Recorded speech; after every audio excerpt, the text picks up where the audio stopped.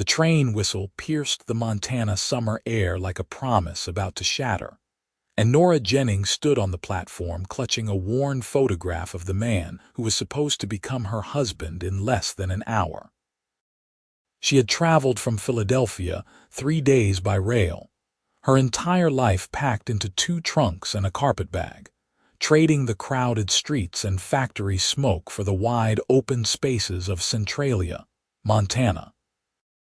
The year was 1883, and opportunities for a woman alone in the East were limited to seamstress work that paid barely enough for a boarding house room and stale bread. When Thomas Whitmore had answered her advertisement seeking correspondence, his letters had been kind and thoughtful, painting pictures of a ranch that needed a woman's touch and a life that promised partnership rather than servitude. She had allowed herself to hope, to dream of children running through fields of wildflowers, of building something meaningful with a good man. The train hissed to a stop, steam billowing across the wooden platform. Nora smoothed her best dress, a cornflower blue cotton that brought out her eyes, and pinned back a strand of honey-colored hair that had escaped during the journey. Her heart hammered against her ribs as passengers began to disembark. She studied each face, comparing them to the photograph she held with trembling fingers. Then she saw him. Thomas Whitmore stepped down from the passenger car, tall and broad-shouldered, exactly as his picture suggested. Relief flooded through her, followed immediately by a flutter of nervousness. He was scanning the platform, clearly searching for someone. Searching for her, Nora raised her hand in a tentative wave. "Mr. Whitmore." He turned toward her voice, and something in his expression made her stomach drop. His eyes widened, then narrowed. He walked over slowly, his gaze traveling from her face down to her worn boots and back up again with an assessment that felt cold and calculating. "Miss Jennings." His tone lacked any warmth. "Yes, I am so pleased to finally meet you in person. Your letters were such a comfort during my journey. I hope the arrangements are still satisfactory for the wedding this afternoon. Reverend Milton said in his telegram that 2 o'clock would suit him perfectly." Thomas removed his hat, but the gesture seemed more dismissive than polite. "About that, Miss Jennings, I need to speak plainly." A knot formed in Nora's throat. She could already sense what was coming, could feel the rejection hanging in the air between them like smoke. "Your photograph," he continued, glancing away as if he could not quite meet her eyes. "It must have been taken some years ago. And your letters, while charming, perhaps gave me an impression that does not match reality." Heat flooded Nora's cheeks. "My photograph was taken just last year, Mr. Whitmore. I have not misrepresented myself in any way. And I assure you that everything I wrote about my character and capabilities was truthful." "I am sure you believe that," he said, his voice taking on a patronizing edge that made her hands curl into fists. "But I was expecting someone more refined, more suited to entertaining important guests.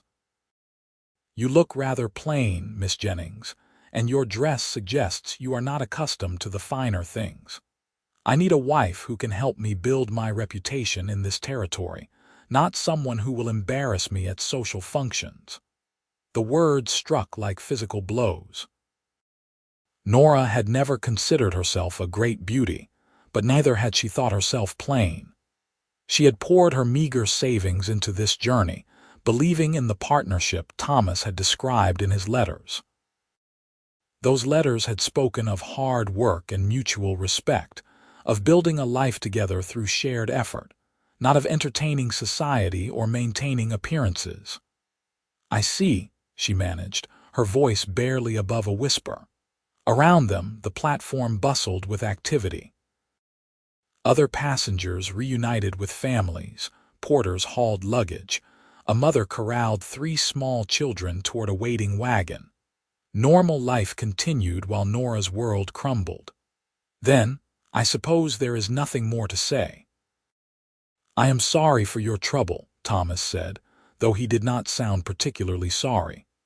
"Perhaps you can find work in town. The hotel sometimes needs kitchen help."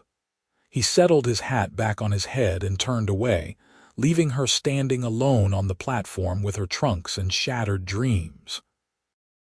Nora watched him stride toward a fancy black carriage where a driver waited. He did not look back once. The full weight of her situation crashed down on her. She had no money for a return ticket to Philadelphia. She had no home to return to even if she could afford the fare. She had quit her position at the textile mill, given up her boarding house room, said goodbye to the few friends she had made. Everything she owned sat in 2 trunks on a train platform in Montana, and she knew no one in this entire territory. Nora sank down onto the nearest trunk, her legs no longer steady enough to hold her. She would not cry, she told herself firmly. She had survived worse than this. Her parents had died when she was 16, leaving her to fend for herself. She had worked brutal 12-hour days at the mill and still managed to save a little each week. She was strong and capable, even if Thomas Whitmore could not see it. "That man is an idiot and a coward."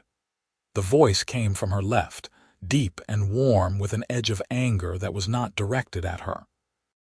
Nora looked up to find a cowboy standing a few feet away. He was lean and weathered, with dark hair that curled slightly at his collar and eyes the color of storm clouds. Dust covered his boots and denim pants, and he held his hat in his hands, twisting it slightly as if he was uncertain whether he should have spoken at all. "Pardon me," Nora said, trying to regain some composure. "Thomas Whitmore," the cowboy clarified. "I have known him since he came to Centralia 2 years ago, acting like he is better than everyone else because his father has money back in Boston.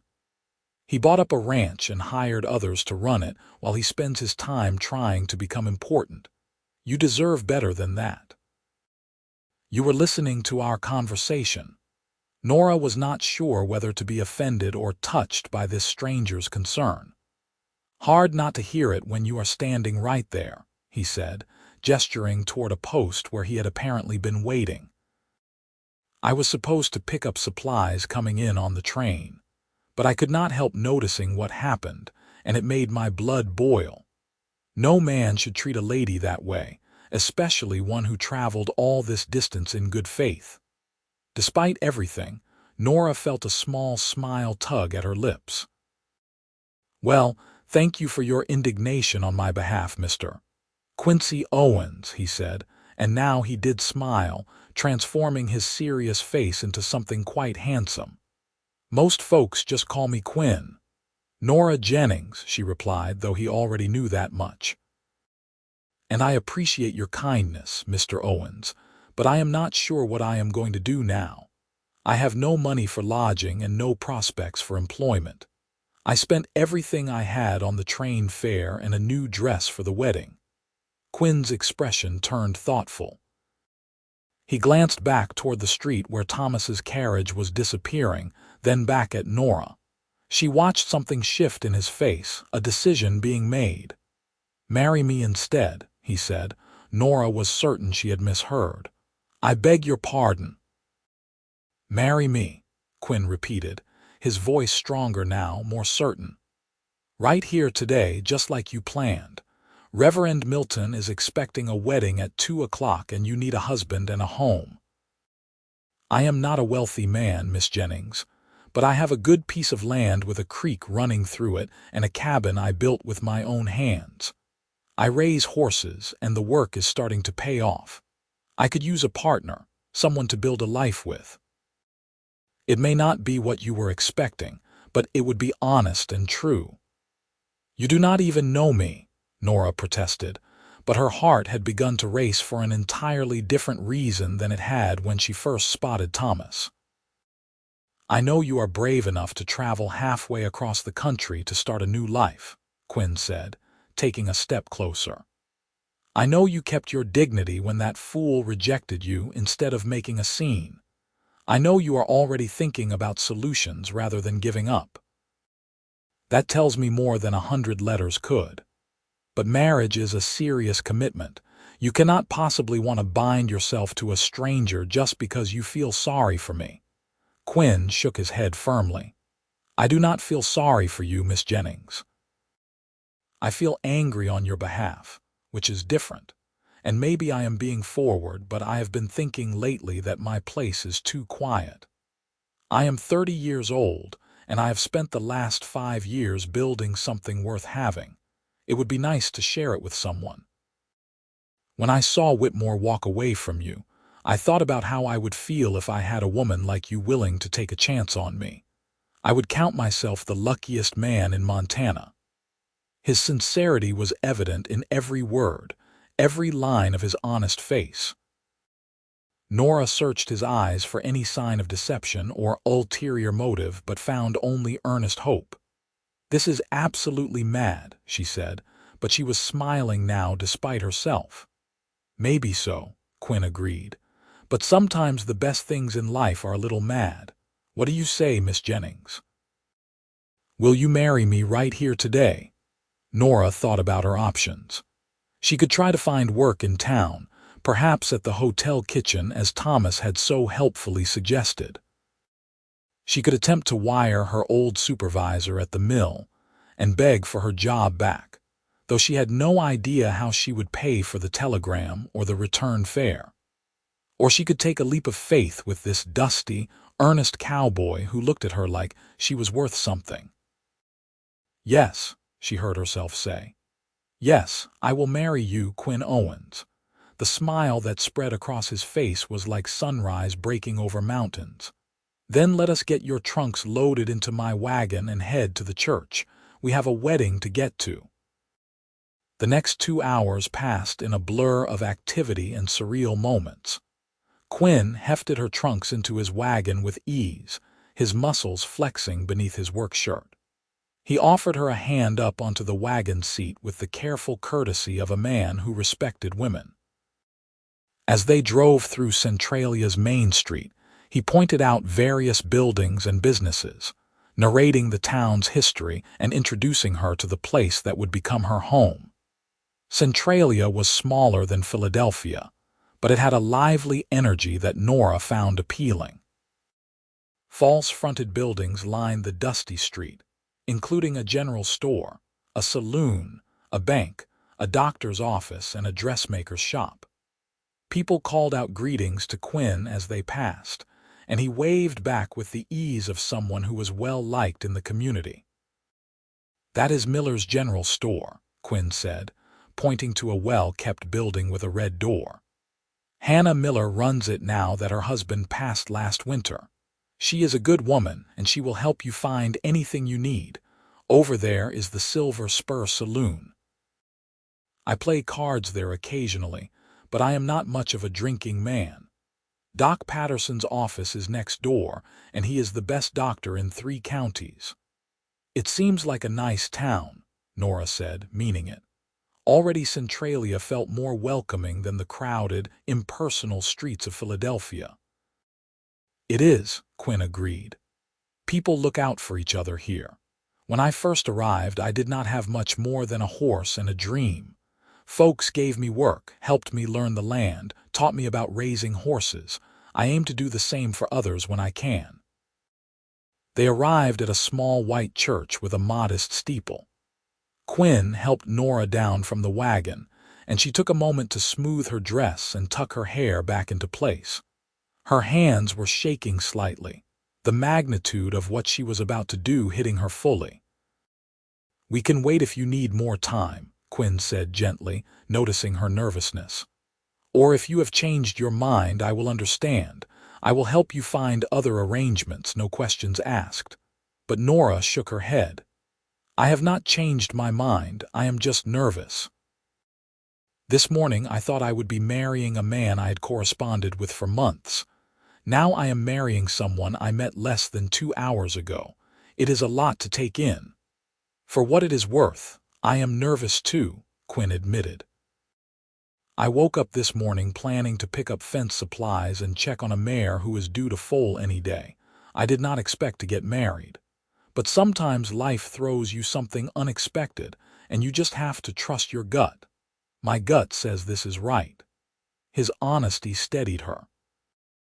Nora took a deep breath and nodded. Then let us do this before we both lose our nerve. Reverend Milton was a kindly man in his 60s with silver hair and gentle eyes.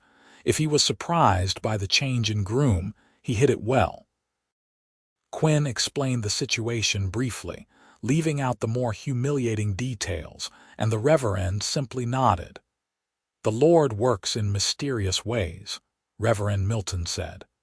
"Quinn, I have known you since you came to Centralia, and you are a good man. Miss Jennings, if you are certain this is what you want, then I will be happy to perform the ceremony." "I am certain," Nora said, and found that she meant it. The ceremony was simple and quick. There were no guests beyond Hannah Miller and her teenage son, who happened to be at the church delivering supplies and agreed to serve as witnesses. Nora stood beside Quinn in her blue dress, holding a small bouquet of wildflowers that Hannah had quickly gathered from behind the church. Quinn's hand was warm and steady when he took hers, his voice firm when he spoke his vows. "I, Quincy Owens, take you, Nora Jennings, to be my lawfully wedded wife. I promise to work hard to provide for you, to treat you with respect and kindness, to be honest in all things, and to build a good life with you for as long as we both shall live."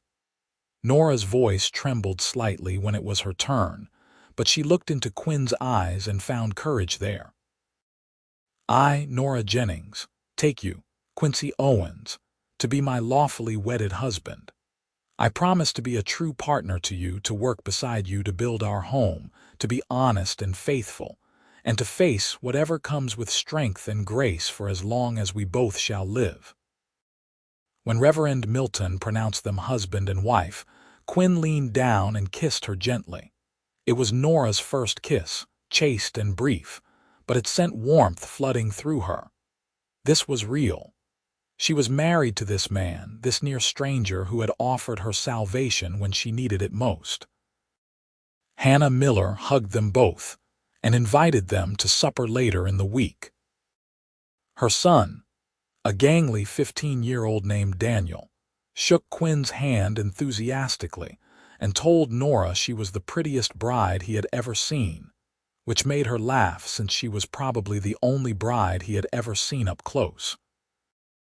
As they walked back to the wagon, now as husband and wife, reality began to settle in. Nora was married.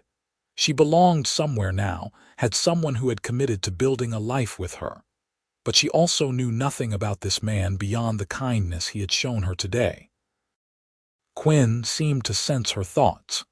As he helped her back onto the wagon seat, he said, "I know this is strange for both of us. When we get to the ranch, I will show you around and get you settled. The cabin has 2 rooms, and you can have the bedroom for now. I will sleep out in the loft of the barn until we figure things out between us. I do not expect anything from you that you are not ready to give."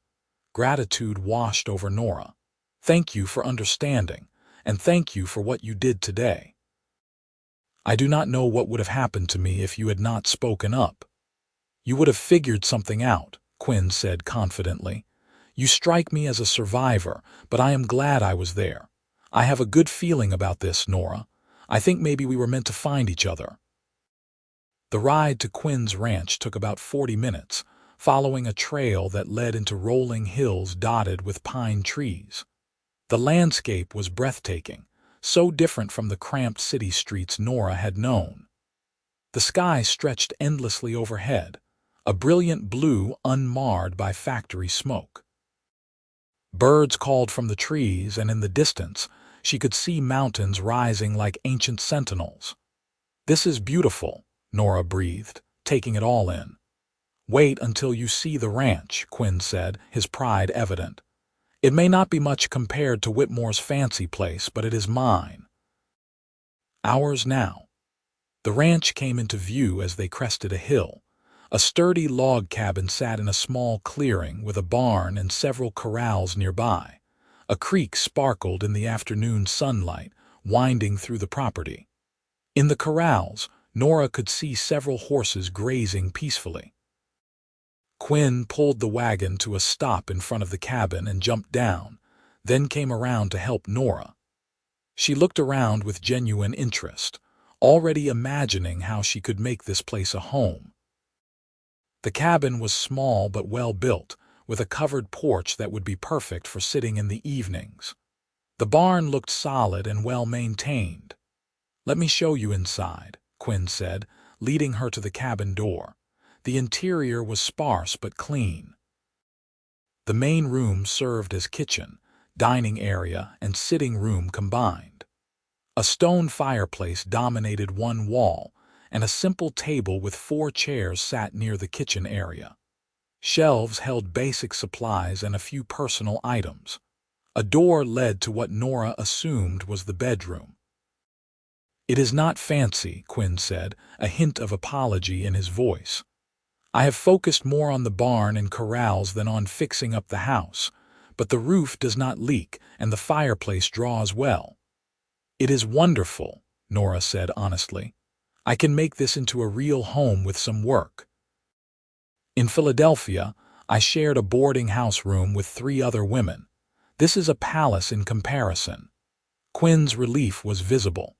He showed her the bedroom, which contained a simple bed frame with a real mattress, a dresser, and a trunk for storage. A window looked out toward the creek, and Nora could already imagine waking up to that view.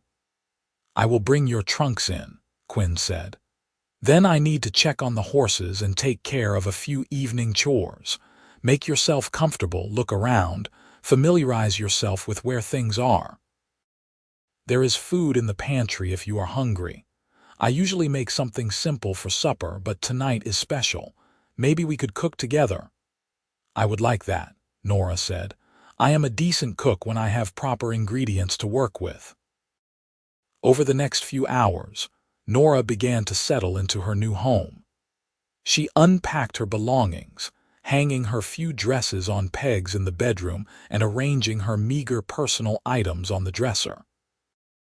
A photograph of her parents, a few books she had collected over the years, a quilt her mother had made before she died. Each item found a place, making the cabin feel a little more like hers. She explored the kitchen area, taking stock of the supplies. Quinn had basic staples: flour, beans, salt pork, coffee, and canned goods. It was enough to work with. She found a ham hanging in the small root cellar behind the cabin, along with some potatoes and onions. She could make a decent meal from that. When Quinn came in from his chores, Nora had already started supper. She had diced potatoes and onions and was frying them with chunks of ham in a cast-iron skillet. Coffee perched on the stove, and she had found a tin of peaches to serve for dessert. "Something smells amazing," Quinn said, washing his hands in a basin near the door. "I have not had a home-cooked meal like this since I left my mother's house." "Where is your family?" Nora asked, realizing how little she knew about him. "Nebraska," Quinn said. "I am the youngest of 5 brothers. My family has a farm there, but there was not enough land to divide 5 ways and still make a living, so I headed west to make my own way. I write to my mother every few months, let her know I am doing all right. What about your family?" "My parents died in a fire when I was 16, Nora said, the old pain dulled by time but never quite gone. "There was no other family, so I went to work at a textile mill. It was hard work and barely paid enough to live on, but it was all I knew. When I heard about men out west looking for wives, it seemed like a chance for something better." "I am sorry about your parents," Quinn said gently, "but I am glad you decided to come west. Even if things did not work out the way you planned, I hope you will find that this life suits you." They ate supper together at the simple table, the conversation flowing more easily than Nora had expected. Quinn told her about his horses, explaining how he had started with 2 mares and a stallion and had been carefully building his herd. He specialized in working horses, breeding for intelligence and stamina rather than fancy bloodlines. Cowboys and ranchers need horses they can depend on, Quinn explained. Horses that are smart enough to work cattle and tough enough to handle rough terrain. That is what I aim to provide. I have built a good reputation in the area, and I am starting to get buyers coming from as far as Wyoming and Colorado. Nora told him about her life in Philadelphia, about the mill and the boarding house and the endless gray days of city life.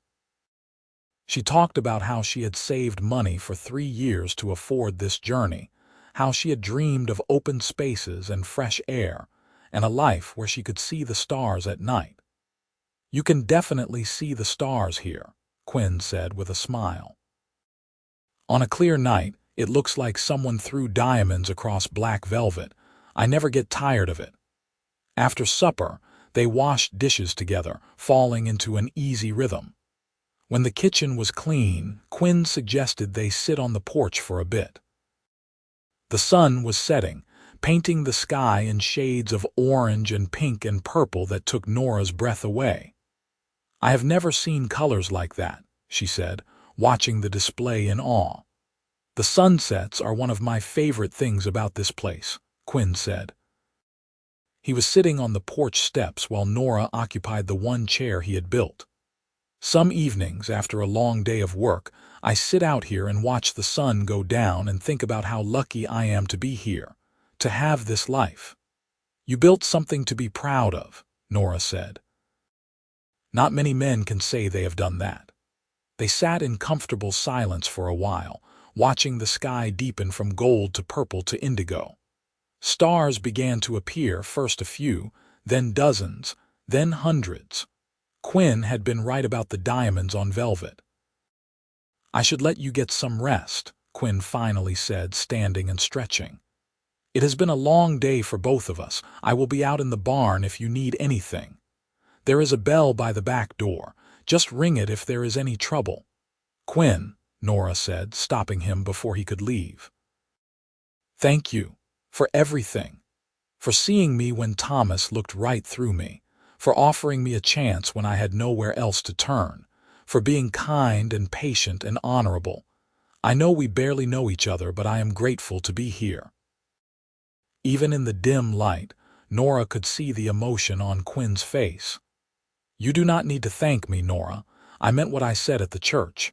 I think maybe this was meant to happen. Now get some sleep. Tomorrow I will start teaching you about the horses if you are interested." "I am very interested," Nora said. "Good night, Quinn." "Good night, Nora." She watched him walk to the barn, his figure disappearing into the shadows.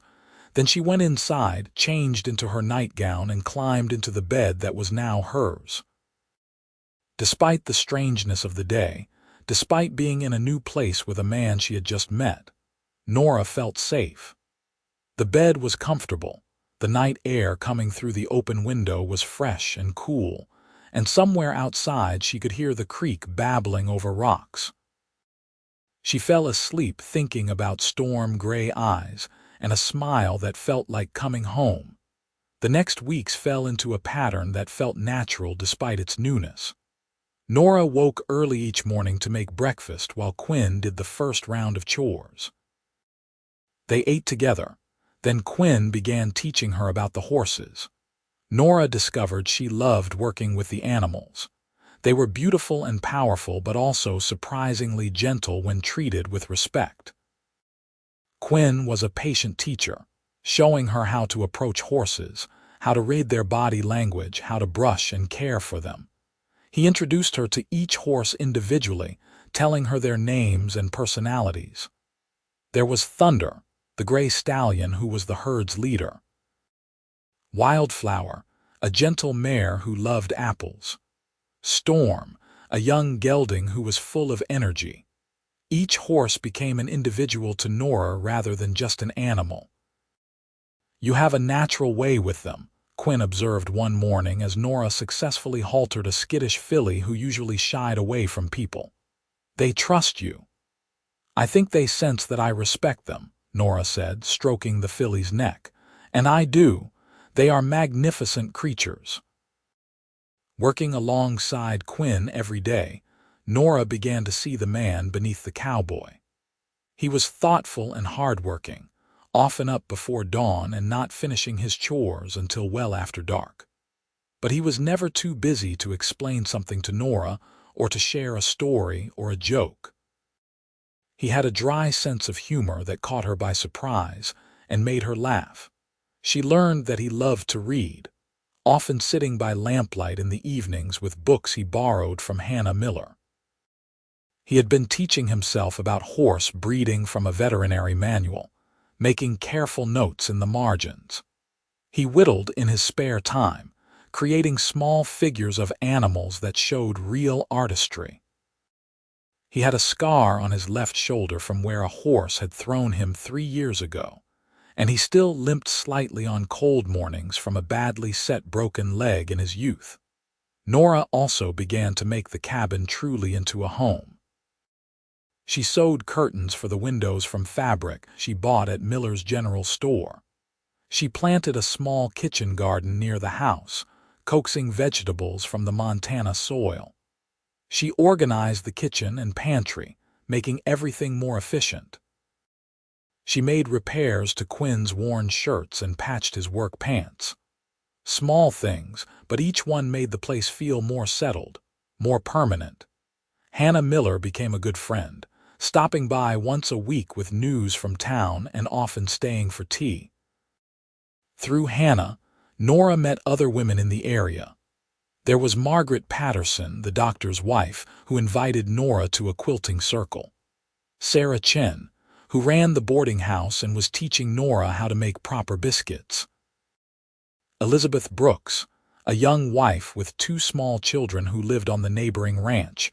Nora had never had many friends in Philadelphia. The mill work had been too exhausting to allow for much socializing. But here, she found herself part of a community.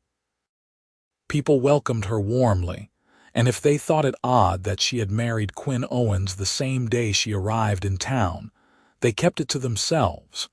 What Nora did not expect was how her feelings for Quinn would begin to change. At first, she had been grateful to him and impressed by his kindness. But as days turned into weeks, she found herself watching him when he worked, admiring the easy strength in his movements. She looked forward to their evening conversations, treasuring the way he listened to her thoughts and opinions as if they mattered. She noticed small details about him, the way his eyes crinkled when he smiled, the strand of hair that always fell across his forehead, the deep timbre of his laugh. She was falling in love with her husband, and it both thrilled and terrified her. One evening, about 6 weeks after their wedding, Nora was preparing supper when Quinn came in from the barn looking troubled. He washed up silently, then sat at the table with his head in his hands. "What is wrong?" Nora asked, concerned. "Thunder is sick," Quinn said, his voice heavy with worry. "I noticed he was off his feed this morning, but now he is worse. Fever, labored breathing, swelling in his legs. I have never seen anything like it. Should we send for Doc Patterson?" Nora suggested. "Doc is good with people, but horses are different," Quinn said. "There is a veterinarian in Bozeman, but that is 2 days' ride from here. Thunder might not have that long." Nora went to Quinn and put a hand on his shoulder without thinking.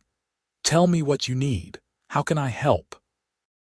Quinn looked up at her, and something in his expression made Nora's breath catch. It was not just gratitude she saw there, but something deeper, something that made her heart race. "I need to stay with him tonight," Quinn said. "Monitor his breathing, try to keep his fever down. But I also need someone to check on the other horses, make sure whatever Thunder has is not spreading to the herd." "I can do that," Nora said immediately. "Tell me what to look for." They spent the next hour going over symptoms to watch for. Then Quinn headed to the barn to stay with Thunder while Nora carefully checked each horse in the corrals. Everything seemed normal, which was a relief. She brought Quinn blankets and coffee, checked on him every few hours through the long night. By morning, Thunder's fever had broken. The stallion was weak but breathing easier, and the swelling in his legs had gone down. Quinn was exhausted but relieved, his eyes bloodshot from lack of sleep. "Whatever it was, I think he turned the corner," Quinn said, stroking Thunder's neck gently. "I have never been so scared. He is the foundation of everything I have built here. If I lost him, it would set me back years." "But you did not lose him," Nora said, "because you are a good horseman who pays attention and acts quickly when something is wrong." Quinn turned to look at her, really look at her, and Nora felt something shift between them. They were standing close in the barn, the morning light filtering through the cracks in the walls, creating patterns of gold and shadow. "I could not have gotten through last night without you," Quinn said quietly. "Knowing you were here, helping with the other horses, bringing me coffee and checking on me. It meant everything, Nora." "We are partners," Nora said, though her voice came out softer than she intended. "You have been taking care of me since the day we met. It is only right that I take care of you too." "It has been more than that for me," Quinn said, taking a step closer. "I do not know when it happened exactly, but somewhere between teaching you to halter a horse and watching you hang curtains in the cabin, I fell in love with you, Nora. Completely and utterly in love with you. And I know we agreed to take things slow, and I do not want to pressure you, but I need you to know how I feel." Nora's heart soared. "Oh, Quinn," she breathed, "I love you too. I have been falling in love with you for weeks now. The way you are gentle with the horses, the way you make me laugh, the way you treat me like an equal partner. I look at you and I cannot believe how lucky I am that Thomas Whitmore rejected me at that depot." Quinn laughed, and it was a sound of pure joy. "I have been thanking Thomas in my head every day since.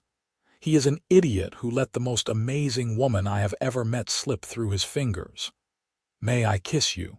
Nora asked, emboldened by his words. "I mean, really kiss you this time, not just a peck at a wedding ceremony." In answer, Quinn cupped her face in his hands and lowered his lips to hers. This kiss was nothing like the chaste brush at their wedding. It was deep and passionate, full of weeks of suppressed longing. Nora wrapped her arms around Quinn's neck, pressing closer, and felt his arms come around her waist, holding her tight. When they finally broke apart, both breathing hard, Quinn rested his forehead against hers. "I have wanted to do that for so long," he murmured. "Then why did you wait?" Nora asked, smiling. "Because I wanted you to be sure," Quinn said. "I wanted you to choose me, not just accept me because you had no other options. I needed to know that this was real for you too." "It is so real," Nora assured him. "Quinn, I choose you. Every day, in every way, I choose you." "Then would you like to move my things back into the cabin?" Quinn asked with a grin. "I have grown tired of sleeping in the barn loft. I would very much like to share that bedroom with my wife." Nora felt heat rise in her cheeks but met his eyes steadily. "I would like that very much." That night, they became husband and wife in truth, not just in name. Quinn was gentle and patient, making sure Nora felt safe and cherished. Afterward, lying in his arms in their bed, listening to the creak outside the window and feeling his heartbeat beneath her cheek, Nora felt a contentment she had never known existed. "I love you," Quinn whispered into her hair. "I am going to spend every day making sure you know it." "I love you too," Nora replied.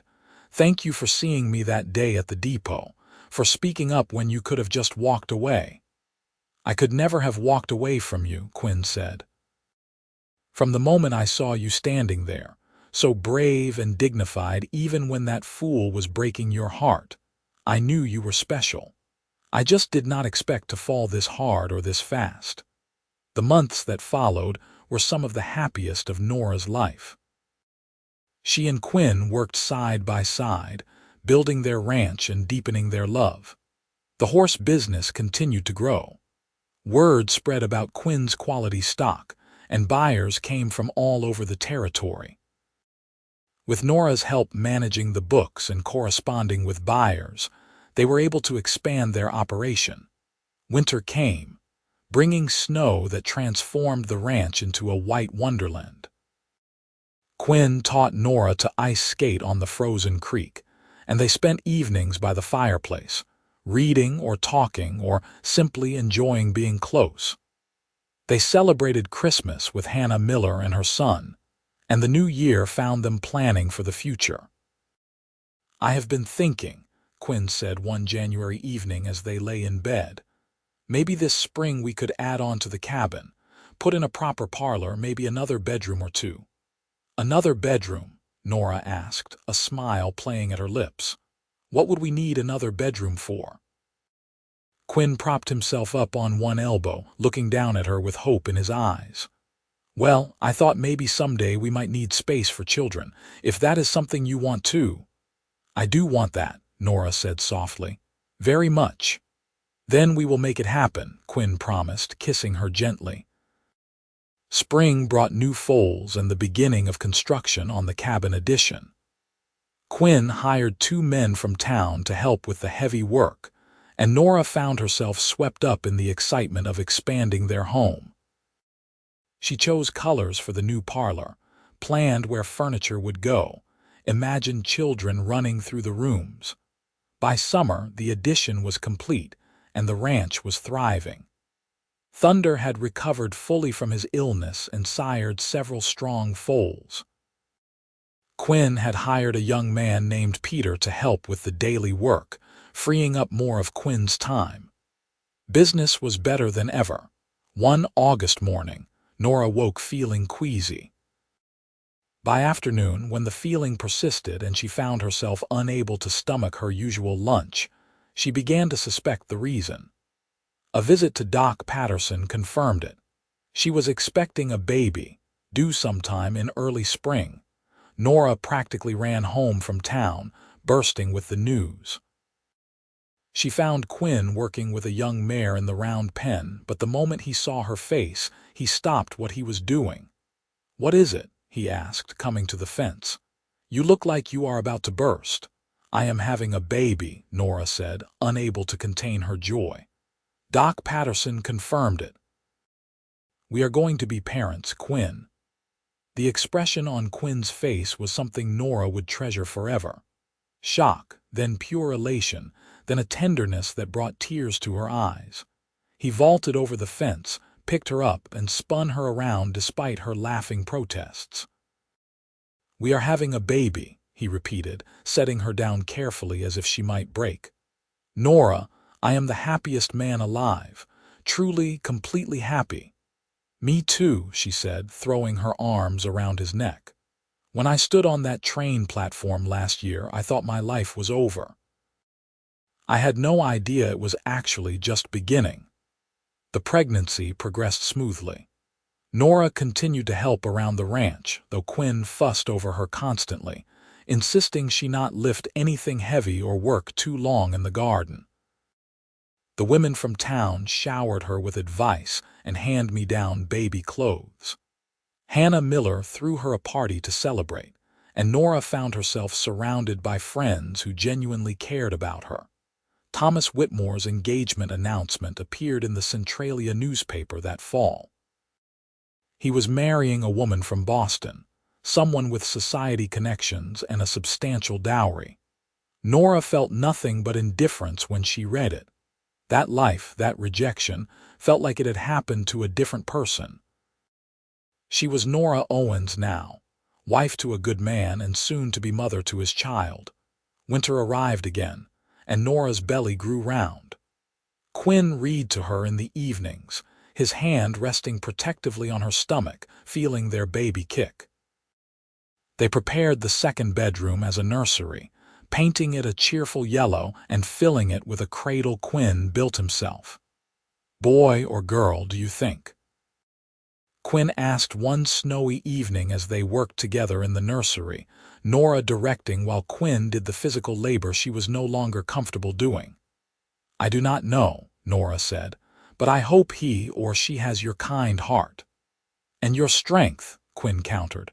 "And your intelligence. And your beautiful smile." "You are biased," Nora accused, but she was smiling. "Completely and utterly," Quinn agreed. Kissing her gently, on a cold March morning in 1885, Nora went into labor. Doc Patterson arrived quickly, along with Margaret Patterson and Hannah Miller. Quinn paced outside the bedroom, listening to Nora's labored breathing and trying not to panic. Hannah kept him supplied with coffee and reassurance. After 12 hours of labor, a baby's cry filled the cabin. Doc Patterson opened the door with a huge smile. "Congratulations, Quinn. You have a healthy son." Quinn nearly ran into the bedroom. Nora lay propped against pillows, exhausted but radiant, holding a tiny bundle wrapped in soft blankets. When she looked up at Quinn, her eyes were full of love and wonder. "Meet your son," she said softly. Quinn sat carefully on the edge of the bed and looked down at the tiny face peeking out from the blankets. His son. His and Nora's. The baby had dark hair like Quinn's and a tiny perfect face that was already scrunched up in preparation for another wail. "He is perfect," Quinn breathed. "Absolutely perfect, just like his mother." "What should we name him?" Nora asked. They had discussed names during the pregnancy but had not settled on anything definite. Now, looking at their son, Quinn knew exactly what felt right. "William," he said. "After my father, William Owens." "If that suits you." "William Owens," Nora repeated, testing the name. "I love it. Hello, William. Welcome to the family."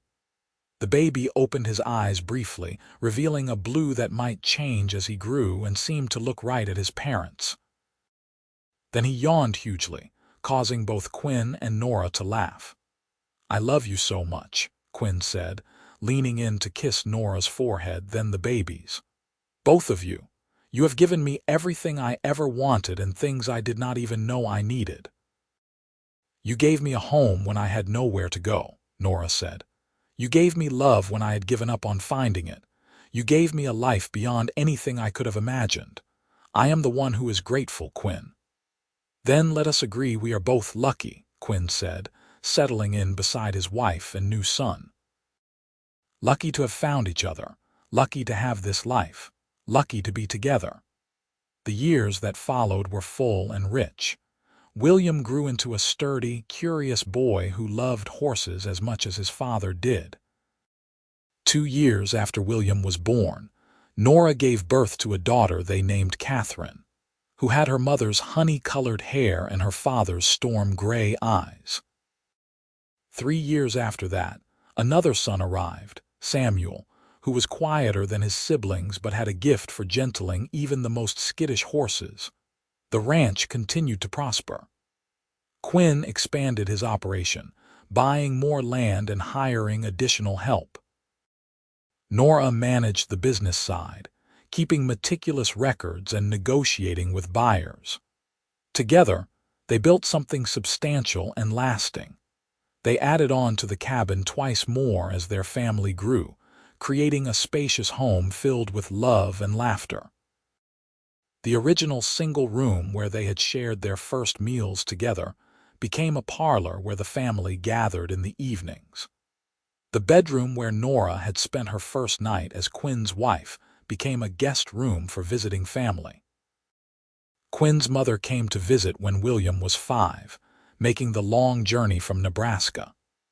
She fell in love with Nora immediately, telling Quinn privately that he had married far above what he deserved. She stayed for 3 months, doting on her grandchildren and teaching Nora family recipes.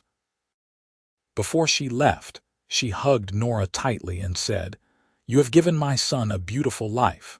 Thank you for loving him the way he deserves to be loved." Hannah Miller remained a close friend, her son Daniel growing up alongside William and becoming one of his best friends. Doc Patterson delivered all 3 of their children and became like family. The community they were part of provided support and connection that enriched their lives immeasurably. On their 10th wedding anniversary, Quinn took Nora back to the train depot where they had met. They stood on the platform, now weathered by a decade of Montana seasons, and remembered that August day. "If you could go back," Quinn asked, "would you change anything? Would you want Thomas to have accepted you instead?" "Not for a single second," Nora said without hesitation. "That rejection was the best thing that ever happened to me. It led me to you, to this life, to our children. I would not trade any of it." Quinn pulled her close, and they kissed on the same platform where he had first spoken to her, where he had offered her his name and his life. In the distance, a train whistle blew, and Nora thought about all the journeys that had brought them to this moment. "You remember what I said that day?" Quinn asked. "That you deserved better than Whitmore." "I remember everything about that day," Nora said. "I was right," Quinn continued. "You did deserve better. You deserved someone who would love you completely, who would see how special you are, who would build a life with you as a true partner. I have spent the last 10 years trying to be that person for you, and I will spend the rest of my life continuing that work." "You are that person," Nora assured him. "You have been from the start. You saw me when others looked through me. You offered me hope when I had given up. You loved me before you even knew me. How did I get so lucky?" "We both got lucky," Quinn said, echoing the words he had spoken the day their son was born. "Lucky in the very best way." They walked back to the wagon hand in hand, ready to return to their ranch, their children, their life. The future stretched before them full of promise, and they would face it together, just as they had faced everything since that fateful August day. 20 years after their wedding, Nora and Quinn celebrated their anniversary surrounded by family. William was married now with a baby of his own, carrying on the Owens tradition of horse breeding. Catherine was engaged to a young doctor who had recently arrived in Centralia. Samuel, at 15, was already showing a talent for training that surpassed his father's. They gathered on the expanded porch of the ranch house, which was now a substantial home that bore little resemblance to the modest cabin it had once been. 3 generations of Owenses sat together, sharing food and stories and laughter. As the sun set, painting the Montana sky in those familiar shades of gold and orange and purple, Quinn pulled Nora aside for a quiet moment. "Happy anniversary, my love," he said, handing her a small wrapped package. Inside was a locket on a delicate gold chain. When Nora opened it, she found a tiny photograph of the two of them on their wedding day, taken by a traveling photographer who had passed through town that week. She had forgotten this picture existed. "Look how young we were," she said, studying their faces. Quinn looked earnest and hopeful, and Nora looked dazed but determined. "We had no idea what we were getting into," Quinn said with a laugh.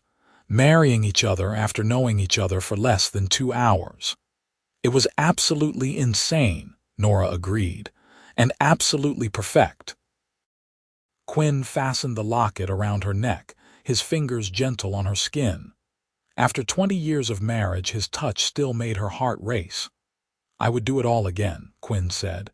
"Every single moment. The uncertainty, the fear, the leap of faith, all of it led us here." Nora turned in his arms, looking up at the man who had changed her entire life. His dark hair was threaded with silver now, and there were lines around his eyes from years of smiling. But those storm-gray eyes still looked at her with the same love and devotion they had held since that first day. "So would I," she said. "Thomas Whitmore rejecting me at that depot was the greatest gift I ever received. It brought me to you, and you brought me home." They kissed as the sun dipped below the horizon, surrounded by the family and life they had built together, grateful for a chance encounter and a cowboy brave enough to say, "Then I will marry you right here today." It had been the beginning of everything.